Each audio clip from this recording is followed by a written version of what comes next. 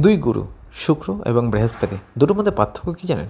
শুক্র হচ্ছে সেই গুরু, ধরুন আপনার ভিতরে কোনো কোয়ালিটি নেই, আপনাকে লোকে খুব একটা পাত্তা দেয় না, আপনি সমাজে হয়তো সেই জায়গায় মর্যাদা নেই, কিন্তু সেইখান থেকে আপনাকে তুলে এনে সঠিক শিক্ষা দেওয়া এবং প্র্যাকটিক্যাল নলেজ দেওয়া, লাইফের প্র্যাকটিক্যাল নলেজ, এই জন্য শুক্রকে বলা হয় সঞ্জীবনী কারাকা।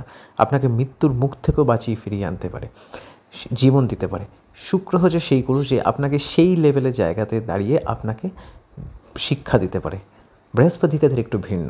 বৃহস্পতি more than the practical, philosophical, যে আপনাকে লাইফের মার্গদর্শন দেখায়, আপনাকে হায়ার স্পিরিচুয়ালিটি বা রিলিজিয়াসিটি বা এনলাইটমেন্টের দিকে নিয়ে যায় এবং আপনাকে অর্থশাস্ত্র জ্ঞান দেয়। বৃহস্পতির ক্ষেত্রে আপনাকে কিছু থাকতে লাগবে অলরেডি, মানে আপনি একদম যে জিরোতে বিলং করবেন না, আপনার মধ্যে কিছু কোয়ালিটি থাকতে লাগবে, তাহলেই বৃহস্পতি বা বৃহস্পতি যে গুরু যেই তুলনা করা হয় তার শরণাপন্ন আপনি হতে পারবেন বা বৃহস্পতির জ্ঞান আপনি সেখান থেকে পাবেন।